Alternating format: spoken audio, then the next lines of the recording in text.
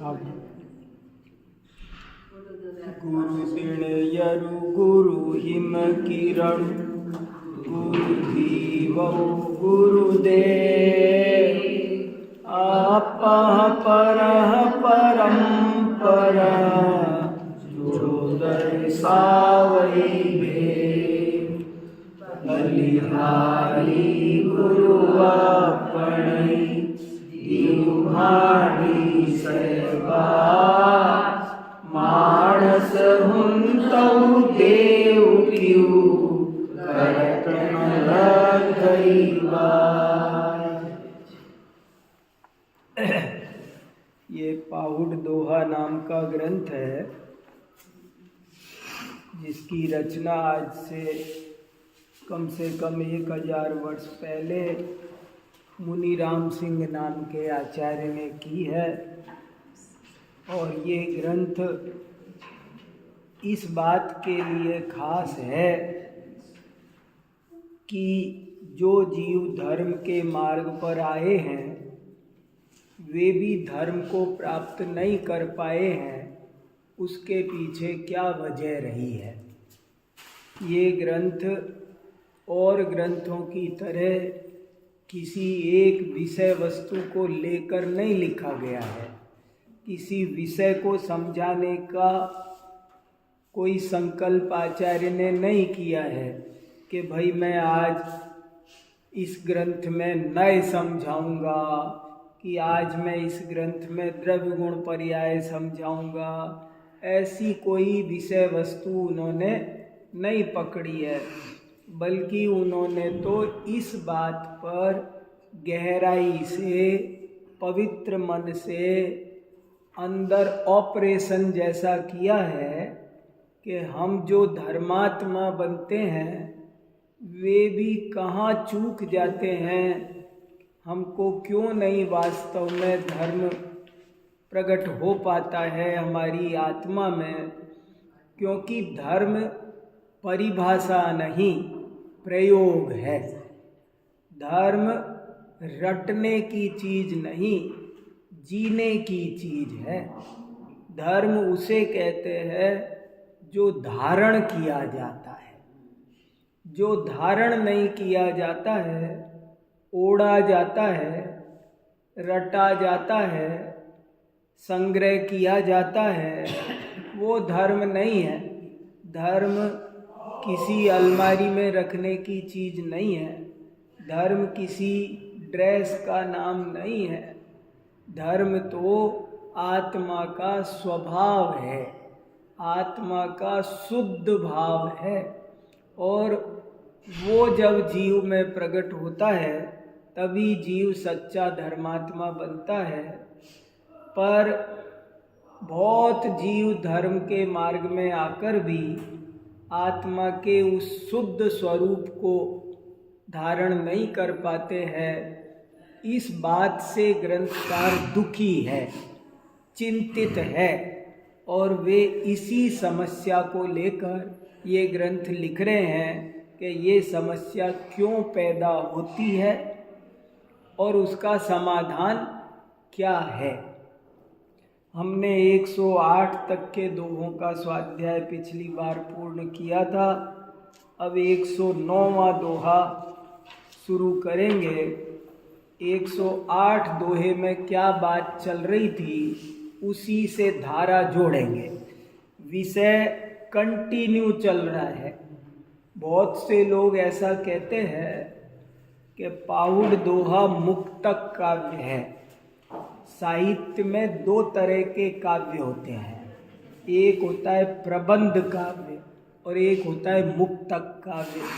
जिन लोगों ने कभी एमए वगैरह पढ़ा होगा ना साहित्य में, बीए में, तो कविता कितनी तरह की होती है, काव्य कितने तरह का होता है, तो पहले ही समझाए। मान लो मैं बोर्ड हो ना तो आपको बना के बताऊं कि काव्य 2 तरह का होता है। एक को कहते हैं प्रबंध काव्य, दूसरे को कहते हैं मुक्तक काव्य। प्रबंध काव्य का मतलब है कि जैसे कोई महापुरुष की जीवनी लिख रहे हो तो वो शुरू से अंत तक अच्छी तरह बंधा हुआ है। जैसे महापुराण है, जैसे पद्म पुराण है, ये सब महाकाव्य हैं, प्रबंध काव्य है, क्योंकि वे कोई घटना को लेकर एक क्रमबद्ध ढंग से पूरी बात कहते हैं। तो एक तो होता है प्रबंध काव्य। भले वो प्रबंध काव्य फिर दो तरह के होते हैं, एक महाकाव्य होता है और एक खंड काव्य होता है। महाकाव्य और खंड काव्य में क्या फर्क है? पूरी जीवनी लिखे तो महाकाव्य है, और जीवन की एक घटना लिखे तो खंड काव्य है। जैसे नेमिनाथ भगवान की पूरी जीवनी लिखे तो वो महाकाव्य है, और केवल राजुल का वैराग्य लिखे तो खंड काव्य हो जाएगा। तो ये प्रबंध काव्य की ये विशेषता है कि वो जैसे फूल धागे से बंधे रहते हैं, ऐसे उसके सब छंद, सारे दोहे, सारे श्लोक एक दूसरे से इंटरलिंक्ड होते हैं, घटना क्रमबद्ध आगे बढ़ती है। लेकिन मुक्तक काव्य क्या होता है कि उनका आपस में कोई लिंक नहीं होता। जैसे थाली में पड़े हुए मोती कोई भी उठा लो, रत्न, जैसे कोई सतसई होती है, जैसे दोहे हैं, अलग अलग दोहे, कोई भी दोहा उठाओ और बस हो गया, अपने आप में पूरा है। अब आप उत्तम विद्या लीजिए यद्यपि नीच पे होय, पर्यो अपावन ठौर पे कंचन तजे न कोय। बड़े बड़ाई ना करे, बड़े न बोले बोल, रही मन हीरा कब कहे, लाख टका मेरो मोल।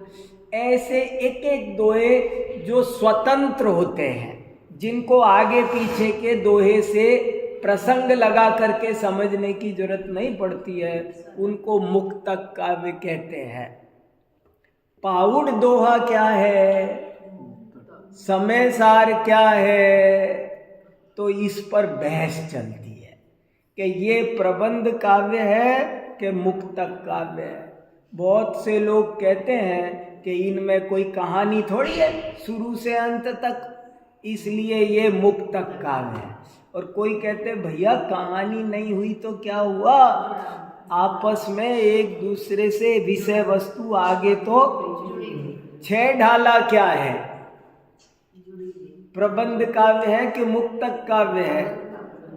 कि छह ढाला भी काल अनंत निगोद मजार, यहाँ से शुरू होता है और फिर सब लट पिपीले अली आगे तक रही है। अनंतानंत काल यथा तथा शिव परिणय, वहाँ तक जाती है। इसलिए छह ढाला भी इंटरलिंक्ड है, आपस में एक दूसरे से बहुत गहराई से बंधा हुआ है।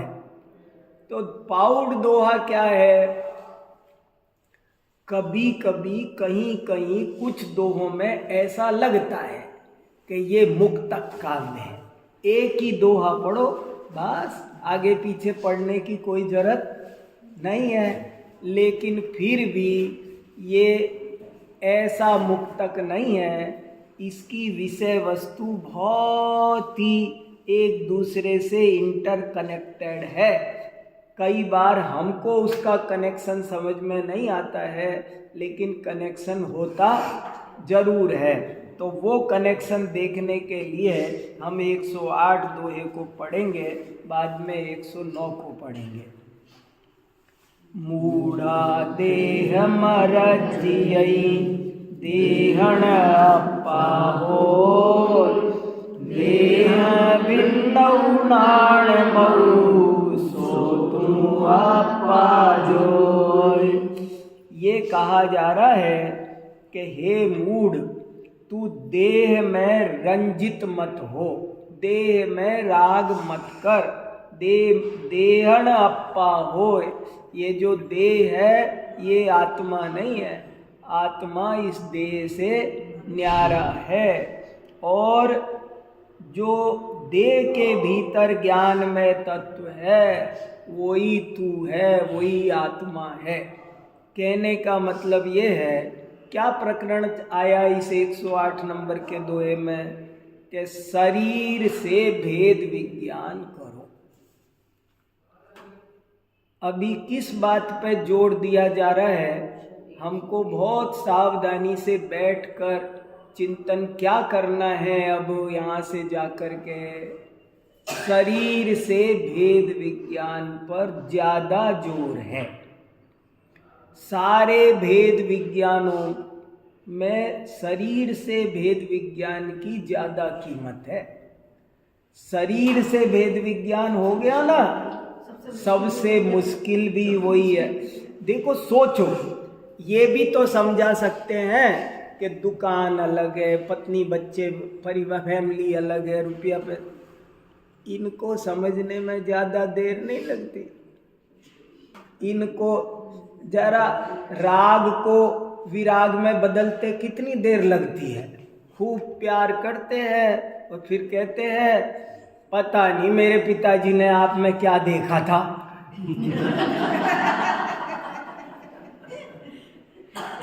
एक राग को टूटते कितनी देर लगती है। झट से बाप बेटे का राग टूट जाता है। जरा बेटा विदेश जाए, दूर जाए, सब ये सब बहुत टाइम, कितने ही कहते हैं रिश्तेदार अपने हैं, बच्चे अपने हैं, कुछ नहीं है, सभी जानते हैं अंदर खाने।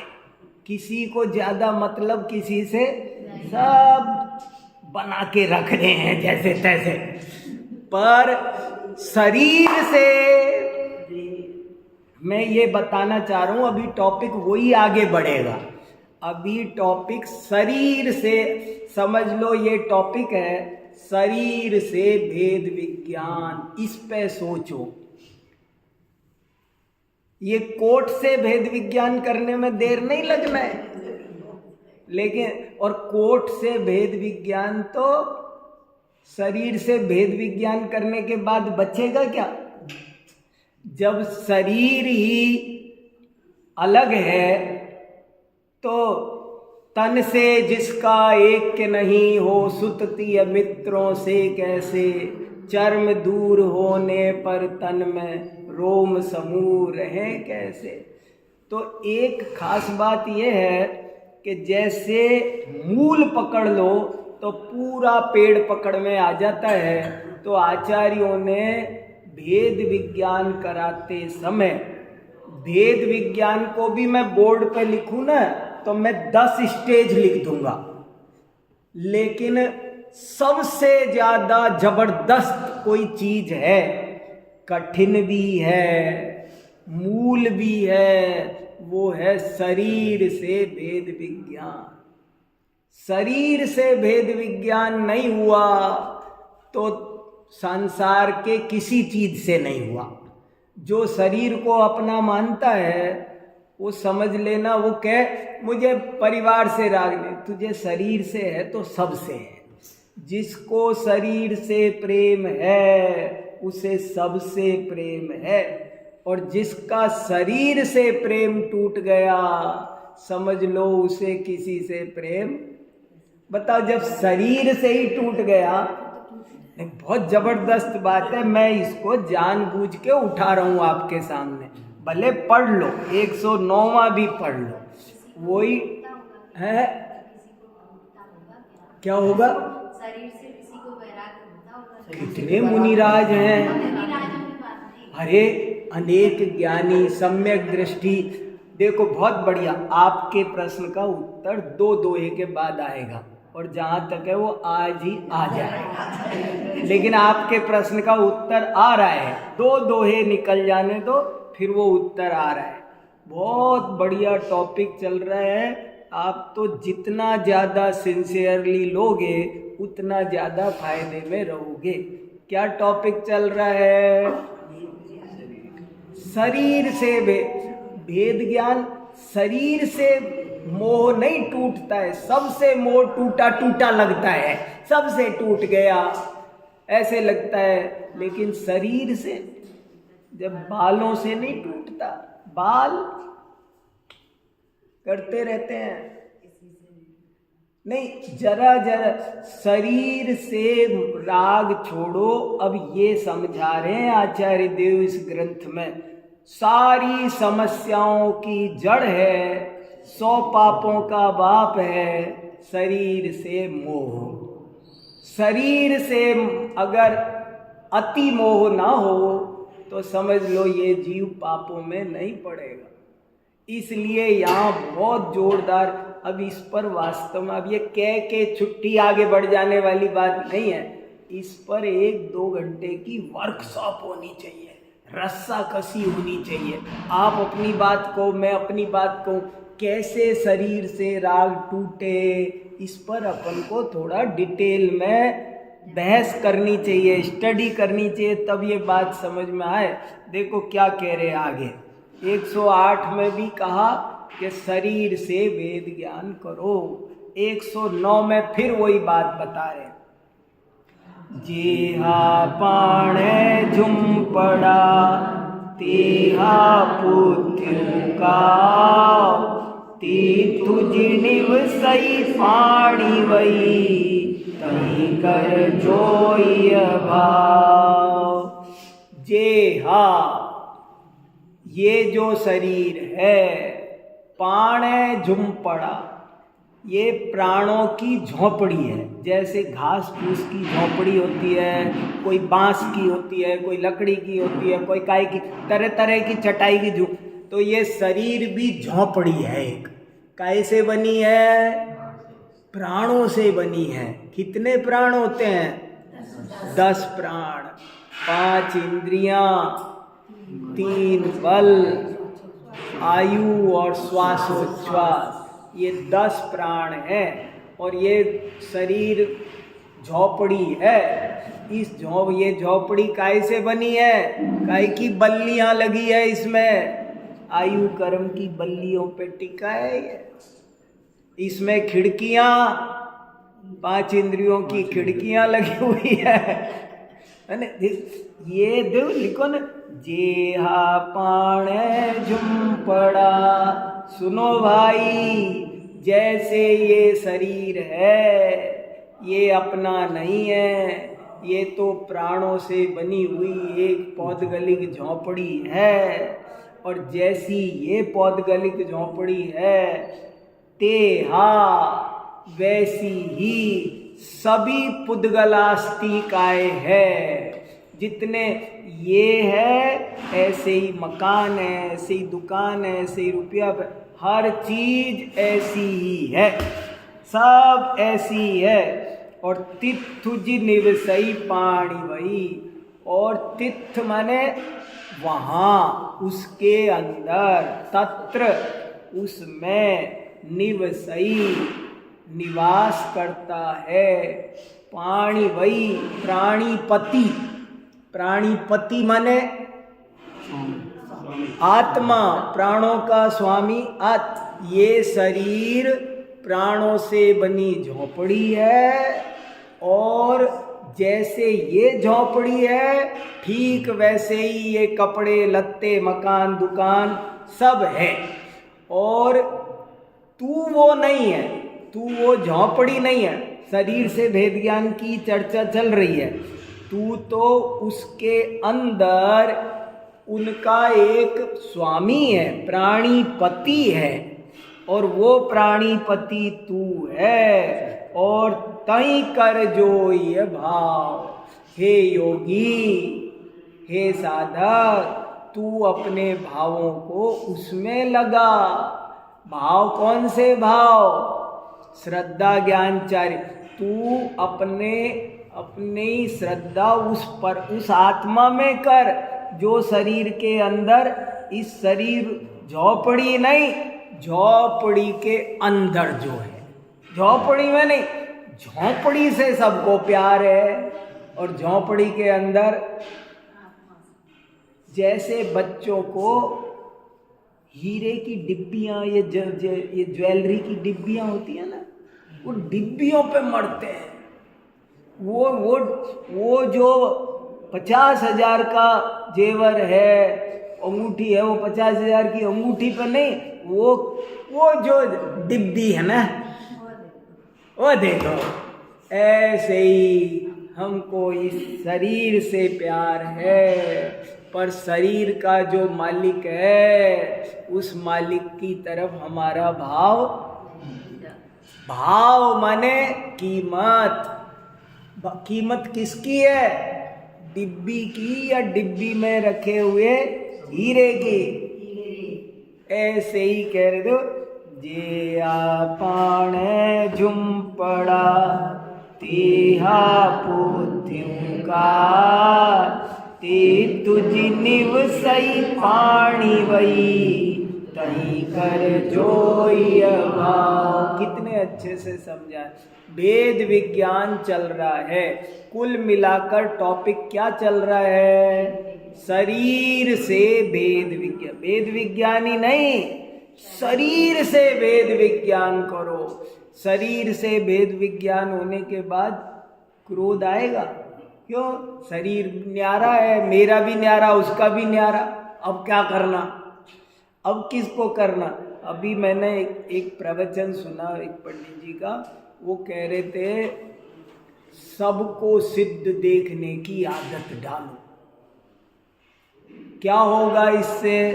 कि दूसरों को सिद्ध देखोगे तो तुम्हारा सारा व्यवहार सुधर जाएगा, और अपने को सिद्ध देखोगे तो तुम्हारा परमार्थ सुधर जाएगा।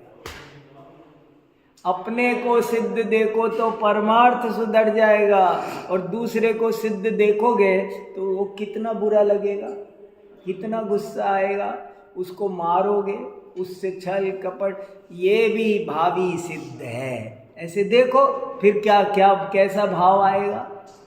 इसलिए यहाँ कहा जा रहा है शरीर से भेद ज्ञान करो, तुम उसमें अपनापन लाओ जो शरीर के अंदर ज्ञानमय तत्व है। तुम उसमें अपनापन लाओ कि मैं ये सुबह शाम ये भावना भाव। देखो 12 भावना है ना, 12 भावना, 12 भावनाओं में सबसे ज्यादा भेद ज्ञान, सबसे ज्यादा चर्चा शरीर की है। जैसे अनित्य भावना क्या सिखाती है? असरण भावना क्या सिखाती है? राजा राणा छत्रपति हाथिन के असवार, मरना सबको एक दिन अपनी तू जिस शरीर से राग कर रहा है वो एक दिन तुझे छोड़ देगा। असरण वो तेरे काम नहीं आएगा, उसे कोई बचा नहीं सकता है, वो अन्य है, वो तू उससे भिन्न अकेला है। शरीर अशुचि है।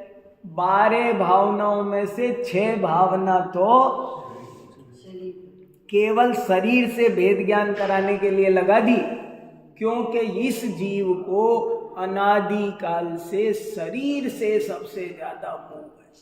ये सब कुछ कर सकता है, लेकिन शरीर, कोई आदमी, कोई डाकू लुटेरा छाती पे बंदूक धरे तो इसके पास सारी प्रॉपर्टी लिख देगा उसके नाम, जो घर रखी है वो भी लिख देगा, है जो तो दे ही देगा। नहीं, वो कहे निकालो क्या क्या है सब दे दे, फिर कहे एक स्टाम्प पे साइन करो, जो घर पर लिखी है वो भी मेरा। ले भाई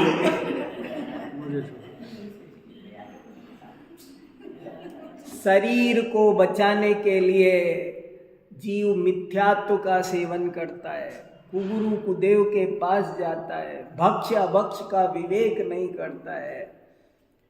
कैसे दृढ़ता आई उस भील को कि कौवे का मांस खा? बोले ना, शरीर से भेद ज्ञान हो जाएगा तो फिर कोई कहे कि मांस खा लो तो बचेगा नहीं, वो नहीं करेगा।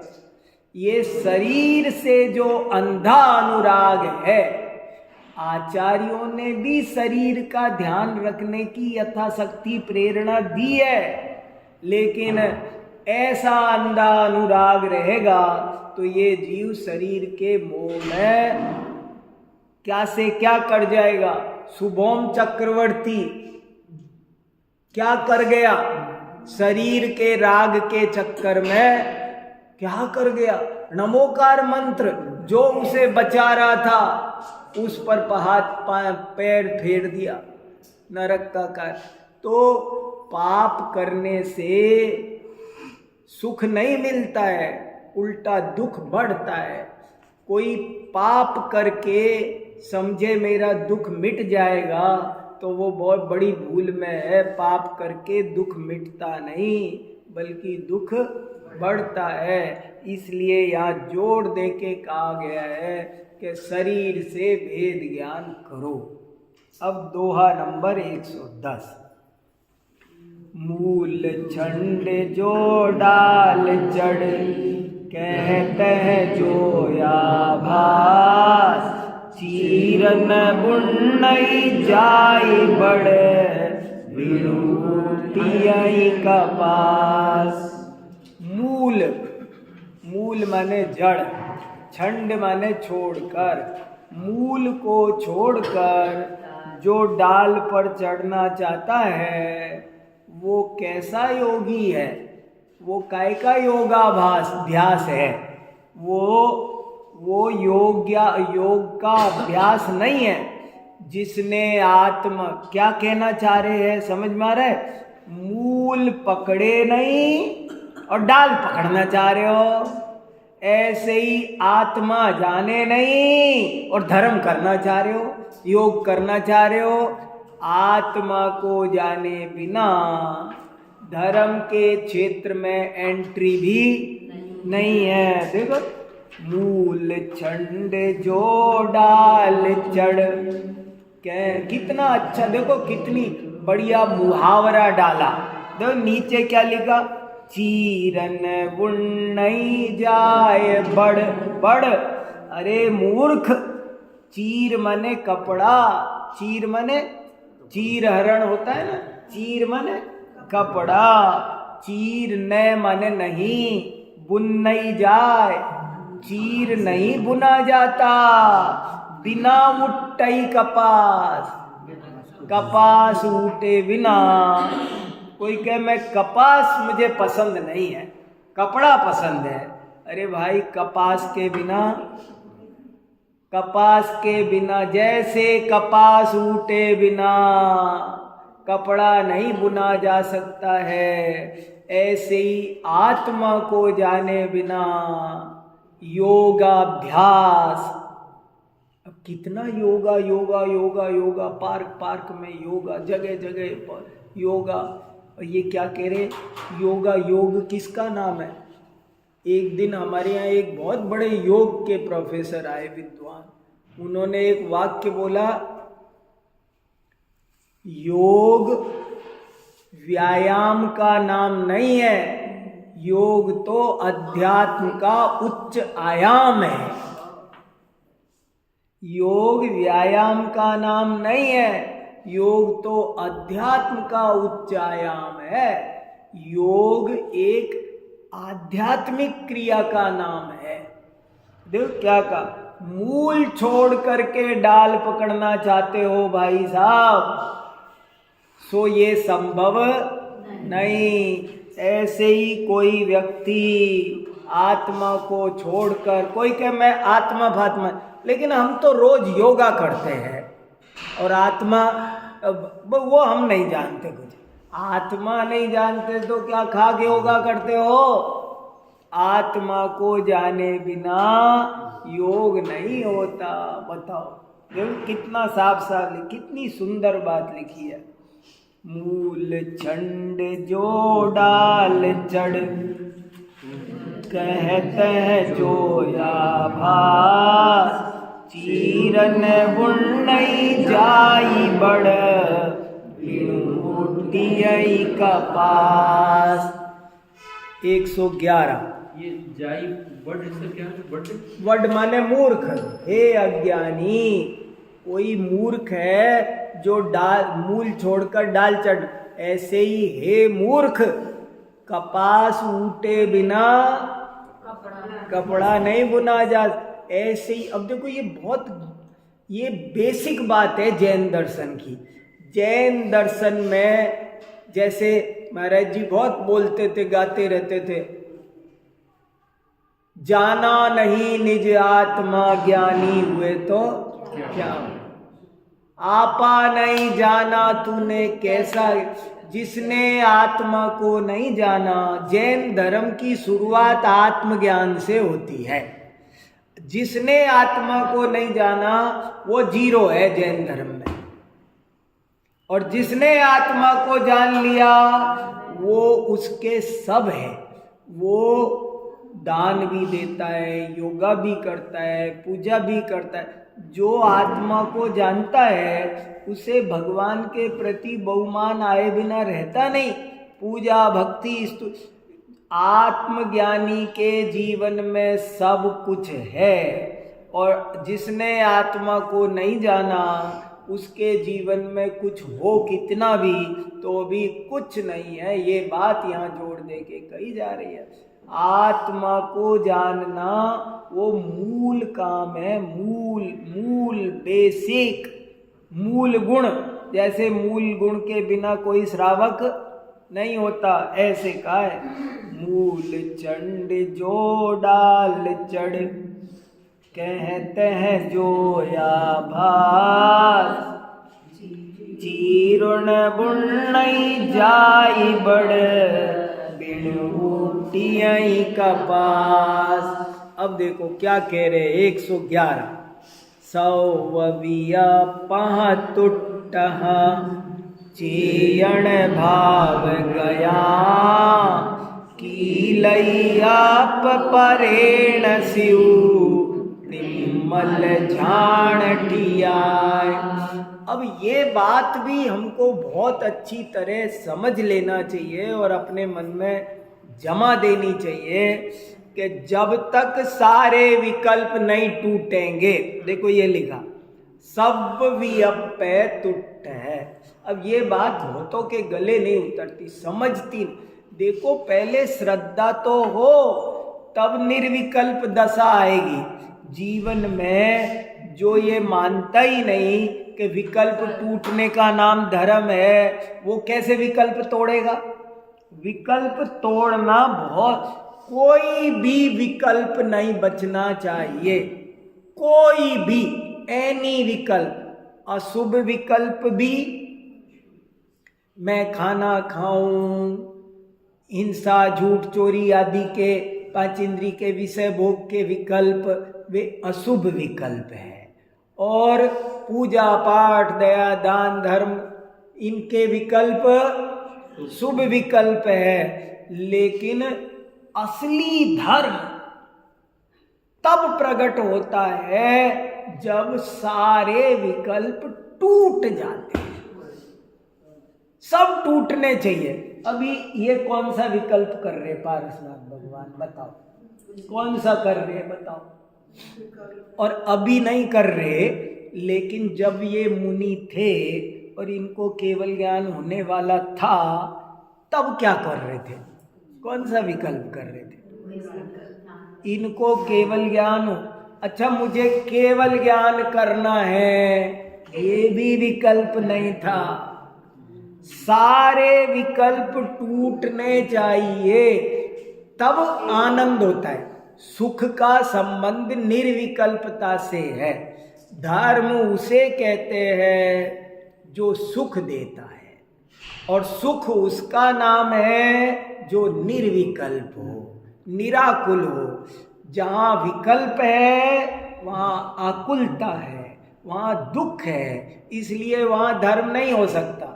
इसलिए सारे विकल्प जब टूट जाए, चाहे 1 सेकंड को टूटे, बस उसका नाम धर्म है। और बाकी सब, आप 4 घंटे पूजा में बैठे, 4 घंटे में आप 4 सेकंड निर्विकल्प हुए, बस उसका नाम धर्म है। और बाकी का सारा वो विकल्प है। देखो ये बहुत थ्योरी है।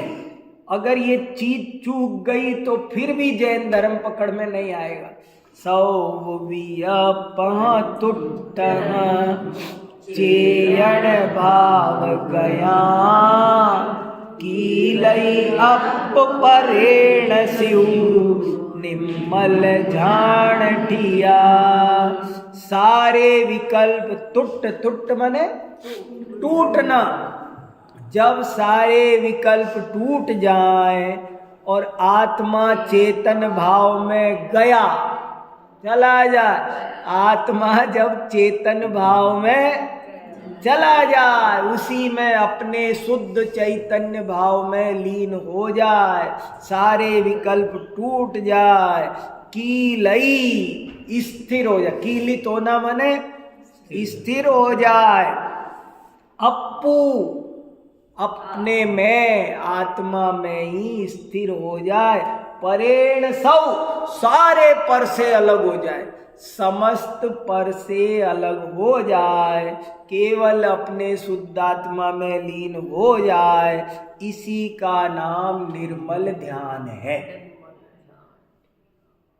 देखो, मैं दूसरे शब्दों में कहूं तो 110 नंबर के दोहे में ये कहा था कि जो आत्मा कोई नहीं जानता वो काय का योगी है।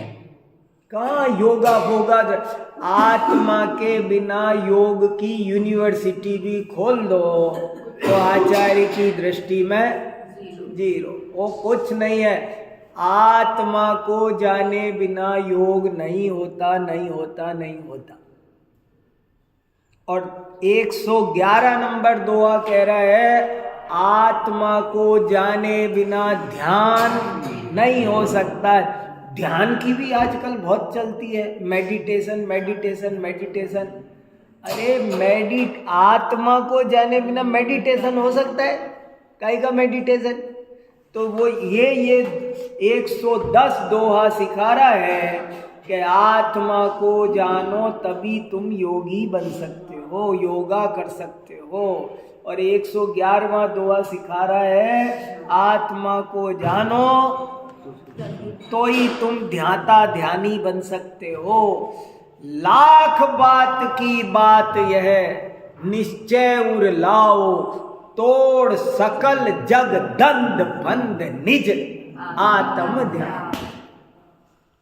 आत्मा का तो अता पता नहीं है और कह रहे हैं कि भाई हम तो ये करते हैं। अरे दान भी वो कर सकता है जो आत्मा को जानता हो, तीर्थ यात्रा भी वो कर सकता है जो आत्मा को जानता हो, दर्शन पूजन स्वाध्याय सामायिक व्रत उपवास तप सब कुछ वो कर सकता है जो आत्मा को समझा हो। जिसने आत्मा को नहीं समझा उसका तो ऐसा है कि कपास तो ओटी नहीं और कह रहा है मैं कपड़े बुन रहा हूँ, और कपास नहीं है, कपड़े बुन रहा हूँ। अरे भाई नहीं बनेगा, मिट्टी के बिना घड़ा नहीं बनता, आटे के बिना रोटी नहीं बनेगी। ऐसे ही आत्मज्ञान के बिना धर्म, आत्मज्ञान के बिना योग, आत्मज्ञान के बिना ध्यान वो नहीं हो सकता। पूरी तरह निर्विकल्प होने का नाम ही धर्म है। पहले श्रद्धा तो करो, होंगे जब होंगे, श्रद्धा तो करो। कोई तो ये कहते पूरी तरह निर्विकल्प हो ही नहीं सकते। और अब आपके प्रश्न का उत्तर, अब हो सकते हैं क्या?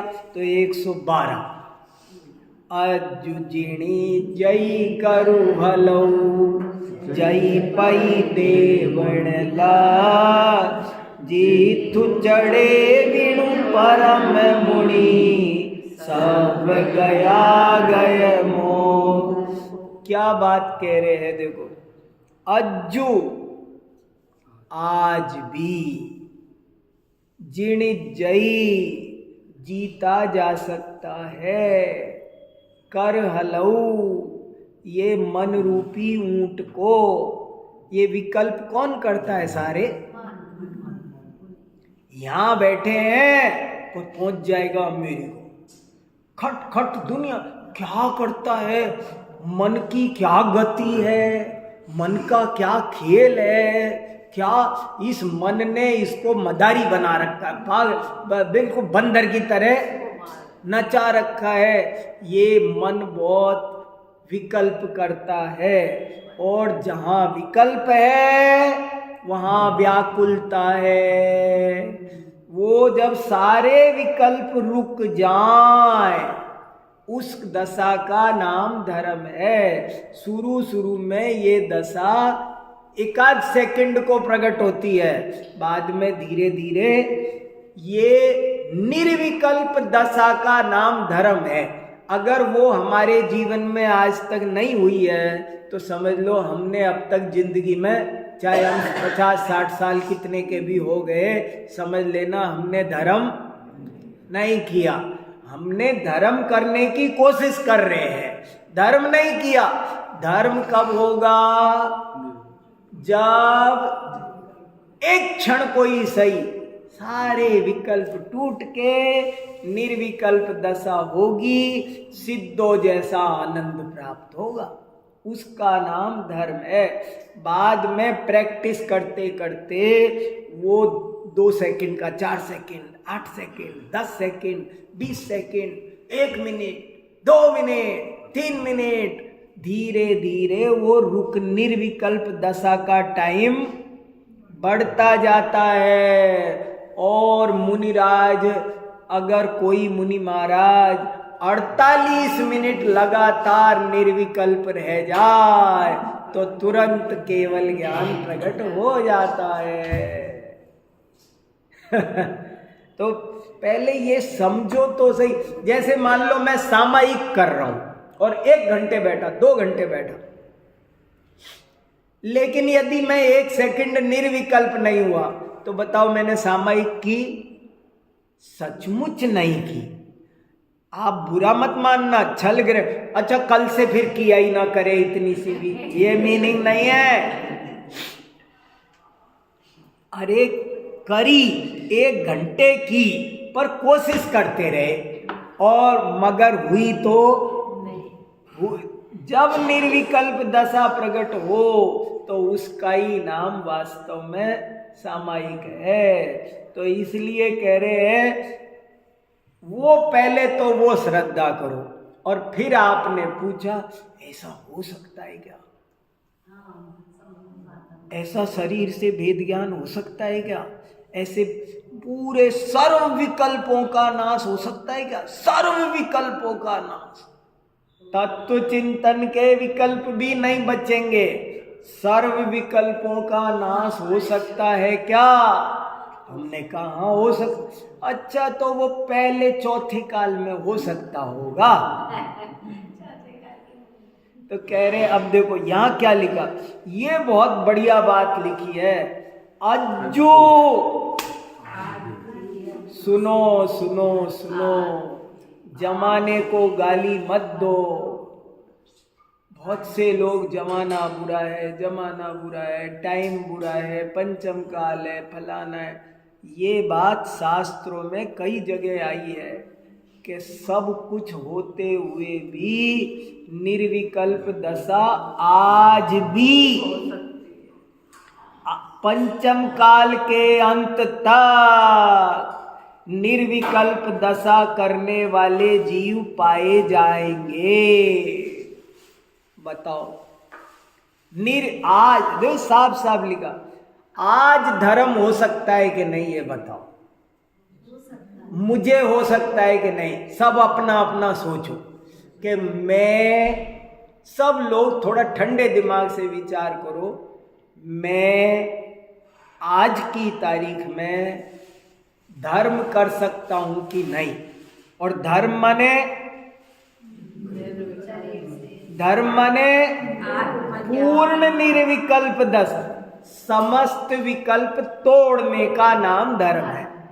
देखो, सारे विकल्प टूटने का नाम ही धर्म है। जब आत्मा अपने चेतन भाव में चला जाए और बाहर के सारे शुभ और अशुभ दोनों ही, जीवों को मारने का विकल्प भी ना बचे और बचाने का विकल्प भी न, सारे विकल्प टूट जाए, देखो उसका नाम धर्म है। और ये धर्म मैं आज की तारीख में कर सकता हूं कि नहीं? शरीर से भेद ज्ञान कह दो, चाहे धर्म कह दो, चाहे मन को वश में करना कह दो, मन पंछी 24 घंटे ये मन पंछी है ना, उड़ता ही रहता है, उड़ता, सोते सोते भी चैन नहीं है इसको। हम सोए पड़े खर्राटे आ रहे, पर मन है, मन छलांगे लगा रहा है रात में भी। इसको जब घूमने के लिए टॉर्च नहीं चाहिए कि जाऊं, नहीं, हम कहीं नहीं जा सकते पर मन चला जाता है। जंगल में कोई मेरे से कहे रात को डियर पार्क में चले जाओ, मगर मन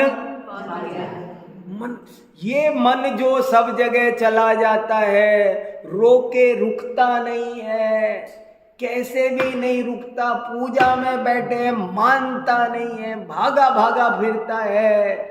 उस मन को आज भी वश में किया जा सकता है, एकदम आसान है। ऐसे लिखा है एक जगह लिखा है, वो मार्ग आज भी अगर तरीका, देखो तरीका समझ में आ गया तो आसान है, और नहीं आया तो कठिन है। अलीगढ़ का 6 लीवर का ताला खोलना कठिन है कि सरल?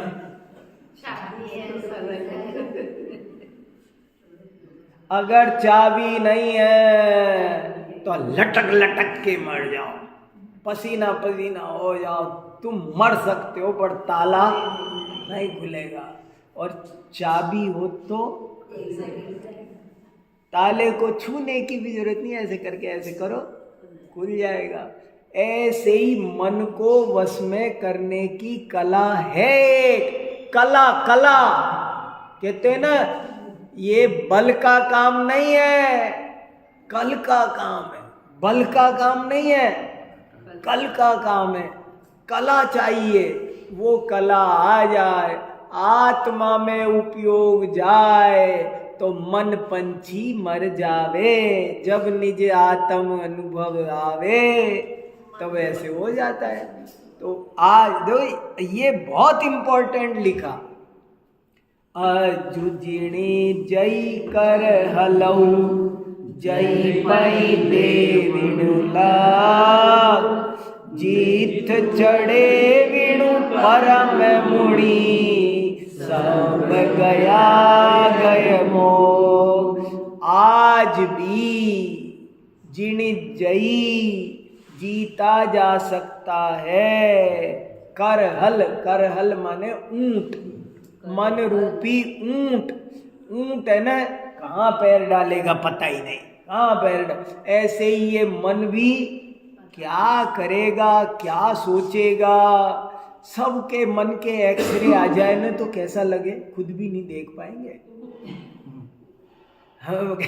माने ये मन क्या क्या करता है, अंदर कितना विकराल है, इसकी अलग ही दुनिया है पूरे की। और बोले वो मन रूपी ऊंट जो इतना विकराल है, उसे आज भी हम यदि कला आ जाए तो आसानी से उसे आज भी जीता जा सकता है। अजुजिणी जय कर हलऊ जय पई दे विणुला। यदि पति पर लक्ष्य दे दिया जाए, पति बात आई थी ना पीछे, तुम्हारा ध्यान प्राणों की झोपड़ी पर तो है लेकिन प्राणी पति पर नहीं है। प्राणों का पति ये जो ज्ञान स्वभावी आत्मा है, यदि तुम्हारा लक्ष्य लिखा ना, यदि तुम्हारा लक्ष्य आत्मा पर चला जाए तो फिर आसान है। जैसे देखो कोई आदमी है ना, गर्मी नहीं सहन कर सकता, लेकिन पैसे का बहुत मोह है और दुकान पर ग्राहक आ गए, कितनी गर्मी सहन कर गया दिन भर। सर्दी से वैसे नहीं रहेगा, मगर पैसे कमाने का शौक हो, उससे कौन घर बैठा होगा ना तो 2 घंटे नहीं रुकेगा, कुछ ना कुछ खाने को चीज भर को बार बार में खाएगा वो। और वो दुकान पे जाके बैठ गया तो सुबह से घर से आया हुआ टिफिन भी रखा रह गया, वो भी वापस गया। क्यों? कमाई में फुर्सत नहीं है। ऐसे ही जिनका ध्यान आत्मा में लग जाता है, लिखा ना, यदि तुम अपने आत्मदेव पर लक्ष्य ले जाओगे तो तुम आज भी इस मन रूपी ऊंट को आसानी से जीत सकते हो, और इतना जीत सकते हो कि तुम इस पे सवार हो सकते हो। जित्थ चढ़े विणु, तुम इसके ऊपर, अभी तो क्या हो रहा है, हमारे ऊपर मन चढ़ रहा है, उल्टा मामला हो रहा है। और बोले अगर कला आ गई तो वो मन रूपी ऊंट के ऊपर तुम सवार हो जाओगे और सब गया गए मोक्ष, और सारे गमनागमन से तुम्हारा मोक्ष छुटका, तुम जन्म मरण से मुक्त हो जाओगे। कहने का मतलब यही है कि निर्विकल्प दशा धर्म है। पहले तो ये श्रद्धा करो, शरीर हमारा नहीं है, ये श्रद्धा करो। शरीर से राग छोड़ो, मोह छोड़ो, और ज्ञान स्वभावी एक आत्म तत्व ही मैं हूँ, अन्य कुछ भी मेरा नहीं है, अन्य परमाणु मात्र भी मेरा नहीं है। ऐसा निर्णय करो तो तुम आज भी कभी भी मन छोटा नहीं करना। सारा खेल मन का है।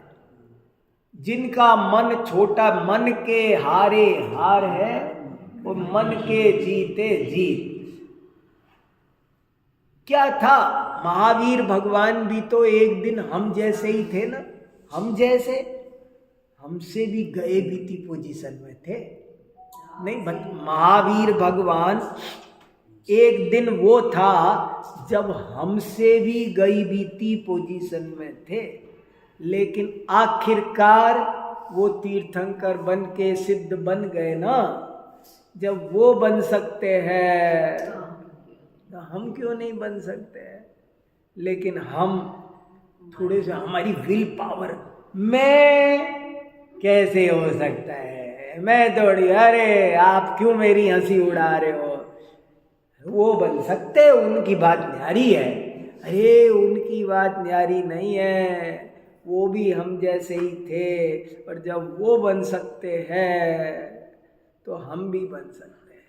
दुनिया में तो ये भरोसा करता है कि भाई अमुक आदमी प्रधानमंत्री बन सकता है तो सोचता है मैं भी बन सकता हूँ। इसको पता चले कि वो चना बेचने वाला रिलायंस कंपनी का मालिक बन सकता है तो हम नहीं बन सकते। तो वहां तो ये भागा दौड़ी कर लेता है, पर मोक्ष मार्ग में पुरुषार्थ नहीं स्फुटित होता है। वो स्फुटित हो, इसलिए ये दुआ बहुत इम्पोर्टेंट है कि आज भी हम ये काम कर सकते हैं। चलो,